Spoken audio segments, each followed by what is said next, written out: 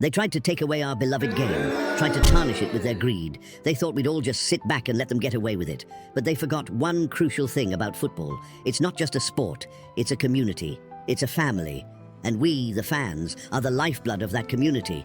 Without us, they are nothing. So when 12 of Europe's elite clubs announced they were forming a breakaway league, a so-called Super League, it was met with absolute fury by supporters.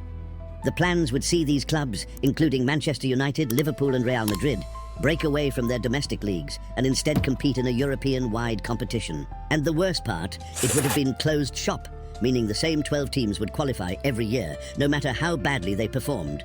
In other words, it would have been a complete and utter disaster. But what was it really about? Well, as ever, it's about money. Now, this isn't a story about football or finance.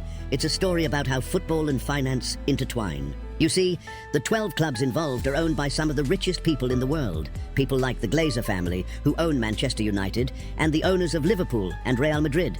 Now, these owners don't get their hands dirty. They employ CEOs and managers to run their clubs.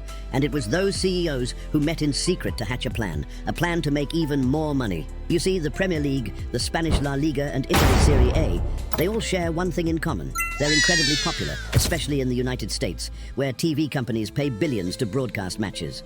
Now, those TV companies, they make their money by showing lots of ads during the football. So the more people that watch football, the more money the advertisers make. And as a result, the more they're willing to pay for ad space. Now, these global broadcasters pay a lot for the rights to show these matches, but most of that money doesn't go to the clubs. It goes to the league organizers. And that's the problem. The owners want more of that money. Now, a few years ago, they came up with a solution, a crazy idea to set up their own exchange, a stock exchange where fans could buy shares in the league and in their favorite teams. But there was a problem. Fans didn't want to buy shares in the league. They wanted to buy shares in individual clubs. Well, the owners didn't want that. They wanted to control the league. So they came up with a different plan, a plan to create a European-wide league, a league that would be so big, so spectacular, that fans around the world would be willing to invest their hard-earned cash.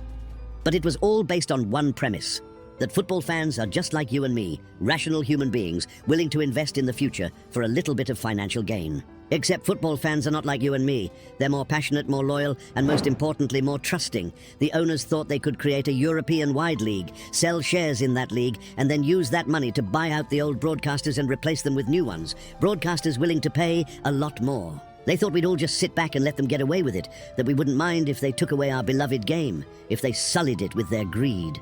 But they forgot one crucial thing about football. It's not just a sport, it's a community. It's a family, and we, the fans, are the lifeblood of that community. Without us,